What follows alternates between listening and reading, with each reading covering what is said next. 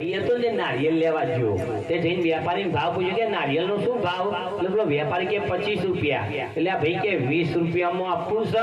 એટલે પેલો વેપારી કે ના, કે આ રહી નારિયેરી, ચડી જો કે અમે ત્યાંથી જ લાવીએ છીએ. ત્યાં ભાઈને નારિયેરી ઉપર ચડવાનું શરૂ કર્યું. 25 ફૂટ અધ્ધર ચડ્યો એટલે નેચરથી હાફ ચડવા માંડ્યો અને આ ભાઈની નજર પડી કે ઉપર હાફ આવશે તો કે મને છોડશે નહીં અને હવે કે આટલો બધો અધ્ધર ચડી ગયો છું એથી કે કૂદકો મારી નેચર પડો તો કે મારા હાથ પગ ભાગી જશે પણ કે હાજો રહું નહીં. એટલે ઉપર રહેલા ભાઈએ સંકલ્પ કર્યો કે હે ભગવાન, કે જો શેપ સાઈઝ બચી જોય તો આખું ગામ જમાડો. આખું ગામ જમાડવાનો સંકલ્પ કર્યો. તે હોમડી આવી તે હાફને લઈ જઈ. થોડી વાર થયેલા ભાઈ બોલ્યો કે હે ભગવાન, આ તો કે ઉતાવળમાં બોલાઈ ગયું પણ કે 3 છોકરો ચોક્કસ જમાડો. એમાં પાછો નારિયેળી ઉપરથી નેચર ઉતર્યો, ઉતરીને ઘેર ગયો.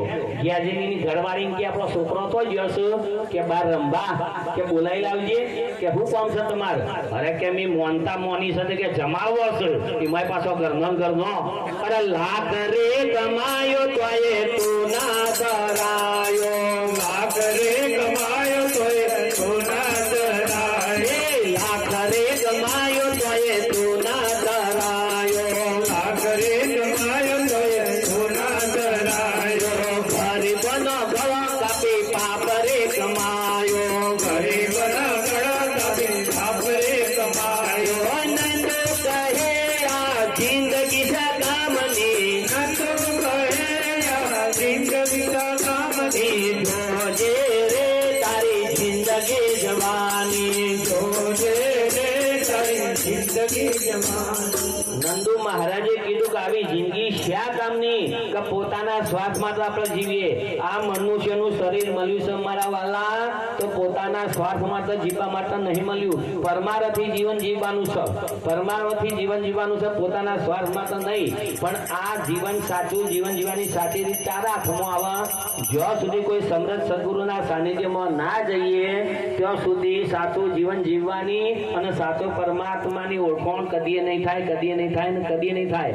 ચમ કે જ્યાં સુધી કોઈ સમૃદ્ધ સદગુરુના સાનિધ્યમાં નહીં જઈએ ને મારા વાલા ત્યાં સુધી સાચો પરમાત્મા આપણા હાથમાં આવશે નહીં, ત્યાં સુધી આપણી હળિયો રોટો મળશે નહીં. અને સાચો પરમાત્મા આપણા હાથમાં નહીં આવ્યો એની મોટામાં મોટી આપણે ભારત ભૂમિ પર સાબિતી છે. મોટામાં મોટી સાબિતી છે આપણા હાથમાં સાચો પરમાત્મા નહીં આવે એની સાબિતી છે. કઈ સાબિતી છે ખબર છે? તમે જોજો, રામનો ભજવા વાળો કૃષ્ણ વાળો નહીં માનતો, કૃષ્ણનો ભજવા વાળો રોમાપીર વાળો નહીં માનતો, રોમાપીર નો ભજવા વાળો સ્વામિનારાયણ વાળો નહીં માનતો, સ્વામિનારાયણ નો ભજવા વાળો બ્રહ્માકુમારી વાળો નહીં માનતો, બ્રહ્માકુમારી નો ભજવા વાળો યોગેશ્વર વાળો નહીં માનતો, યોગેશ્વર નો ભજવા વાળો અમને નહીં માનતો. તો વાટીઓ પડી છે કે નહીં? તો પહેલા તો વિચાર કરવાનો કે આટલા બધા ભગવાન હોય ખરા? આટલા બધા ભગવાન હોય? અખા મહારાજે કીધું અખા ન કર જાજી જાકમ જોડ, અરે પ્રભુ ન થા પણ દસો હોડ. આટલા બધા પરમાત્મા ના હોય મારા વાલા. પરમાત્મા એક હોય. એક ચમ કીધો સત્યસન એટલે એક કીધો, પછી એને કેવો કીધો? અવિનાશી કીધો. અવિનાશી ચમ કીધો પરમાત્માને કે 3 કાળમાં એનો નાશ ના થાય એટલે એને અવિનાશી કીધો.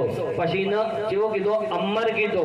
પરમાત્માને અમર ચમ કીધો કે પરમાત્મા જન્મે ના અને પરમાત્મા મરે ના એટલે એને અમર કીધો. અને છેલ્લે અરૂપ કીધો. અરૂપ ચમ કીધો કે એનું કોઈ રૂપ નહીં. તો તમે પુનઃ દર્શન કરવા જો તો થોડો તો વિચાર કરો મારા વાલા. આપી દો ભાઈ શાંતિ. પરમાત્મા અરૂપ છે. આ ચોબડાની ઓખે દેખાય એવો પરમાત્મા સજ નહીં મારા વાલા. કારણ કે ચોબડાની ઓખે જે દેખાય ને એ બધું રૂપ, અને રૂપનું સંતોએ કીધી છે માયા, માયાનો માયા. આ હું ઉભો છું તો તમને બધાને શું દેખાય? મારું રૂપ કોઈ બીજું? આ હું ઉભો છું તો તમને બધાને મારું રૂપ જ દેખાય ને. અને રૂપનું સંતોએ માયા કીધી છે મારા વાલા. અને પરમાત્મા કેવો છે? અરૂપ છે.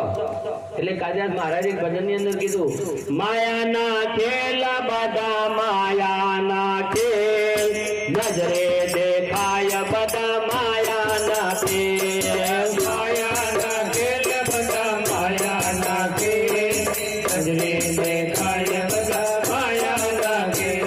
આ સંતા મળે તો એનો પાડે ઉકેલ, નજરે દેખાય બધા માયાના ખેલ, સંતા મળે તો એનો પાડે ઉકેલ,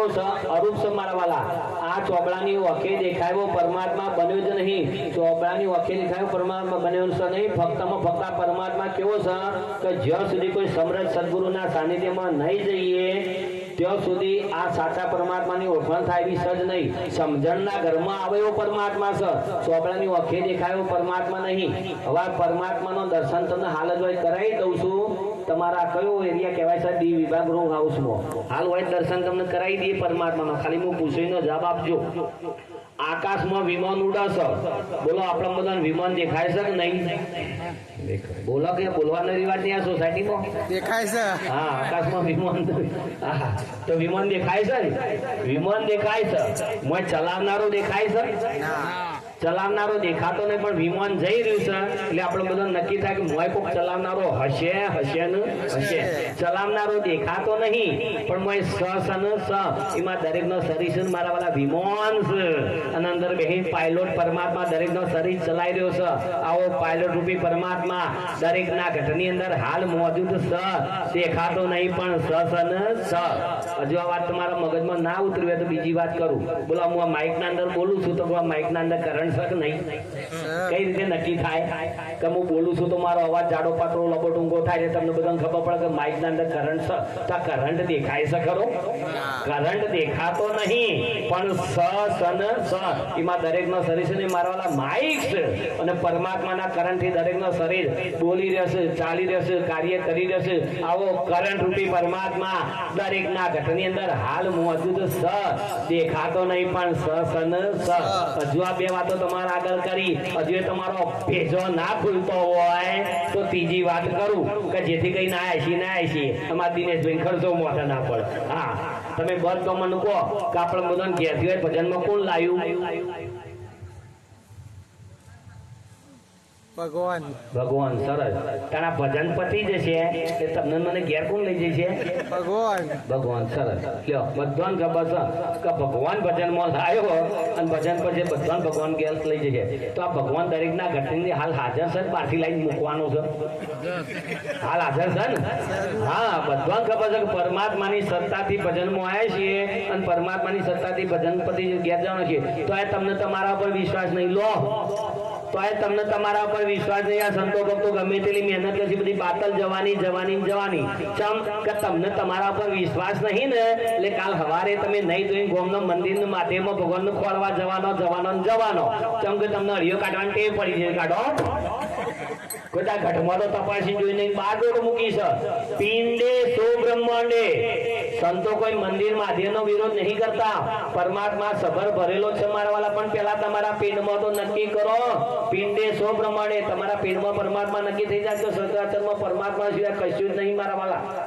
હા સંતો કોઈ મંદિર માધ્યમનો વિરોધ નહીં કરતા તમે મંદિર જજો માધેવ જજો તીર્થોમાં જજો પણ કોઈ સમૃદ્ધ સદગુરુનું સાનિધ્ય લઈને જજો કે જેથી કરી તમારું બધું વ્યર્થ ના જાય ખાડો ના ગઈ જાય હા સામાન્ય તમે વિચાર કરો કે ગણપતિનો ફોટો ચિતરેલો હોય તો એના આગળ કેટલાય લાડવા ચિતરેલા હોય ઉંદેડો ચિતરેલો હોય પણ કોઈ દાડો લાડવા પર ચીડીઓ ચડી એ ચીડીઓને ખબર પડે કે આ લાડવા મારા કોમના નહીં અને એવો ઉંદેડો ચિતર્યો હોય કે હાલ દોડતો જતો રહેશે પણ કદાચ બિલાડી બહારથી આવે ને તે બિલાડી ઉંદેડા પર તળાપ નહીં મારતી એ બિલાડીને ખબર પડશે કે આ ઉંદેડો મારા કોમનો નહીં હવે જનાવરને જો આટલી ખબર પડતી હોય તો તમે હું તો બુદ્ધિ તત્વ વિશેષ લઈને બેઠા છીએ આપણને એટલી તો ખબર પડવી જોઈએ નહીં કે આ ભગવાન મારા કોમના સુધી નહીં હા એટલા માટે જે જીવનની અંદર કરો એ કોઈ સમૃદ્ધ સદગુરુનું સાનિધ્ય લઈને કરો કે જેથી કરીને તમારું બધું વ્યર્થ ના જાય હા કારણ કે પરમાત્મા હાલ હાજર છે મારા વાળા એને લાવવાનો નહીં હાલ પરમાત્મા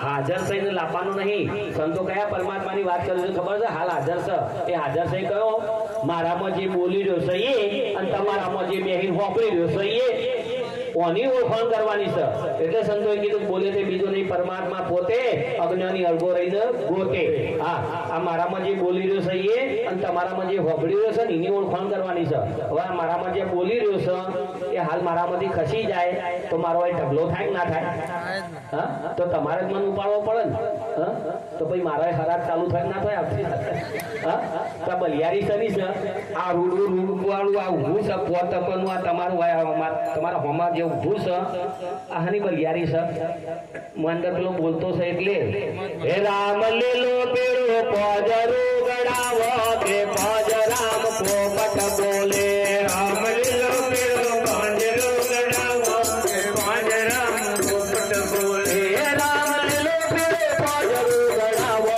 કે પજ રામ પોપટ બોલે રામ લીલો પેલો પજરો ગડાવો કે પજ રામ પોપટ બોલે આ પજરું રૂડું રૂપાળું તમને લાગી રહ્યું છે તમને મને બોલતો પોપટ છે એટલે અને જેના દ્વારા બોલતો પોપટ ફર તો ઉડી ગયો એના દ્વારા જ્યો છે એ ઢગલો ને ઢગલો એટલે આ બોલતો પોપટ ઉડી જાય એ પહેલા કોઈ સમજ સદગુરુના સાનિધ્યમાં જઈને હું કોણ ને હરિકોણીની તમે ઓળખાણ કરી લેજો મારા વાલા કારણ કે રામકૃષ્ણજી કોણ બડો ઉन्होंने गुरु कीन तीन लोग के मालिक थे लेकिन गुरु आगे आधीन આખું જગત જે રામને કૃષ્ણને ભગવાન માને છે ને એ રામને કૃષ્ણ પણ સદગુરુના સાનિધ્યમાં જ્યાં ને તારે એમનો ઉદ્ધાર થયો છે અને ત્યાંનો ચાર ચોપડી ભણેલો માણસ કહે છે કે મારા સદગુરુની શું જરૂર છે તો તારા ભારત ભૂમિ પર જન્મ લેવાની એ જો જરૂર હતી જવું તો પાકિસ્તાનમાં હા ભારત ભૂમિ તો સંતોની ભૂમિ છે મારા વાલા આદિ અનાદિથી સદગુરુનો મહિમા ગવાતો આવ્યો છે આપણો ભારત ભૂમિ ઉપર નરસિંહ મહેતા જ્યારે સ્વરૂપમાં જાગ્યા ને ત્યારે નરસિંહ મહેતાએ કીધું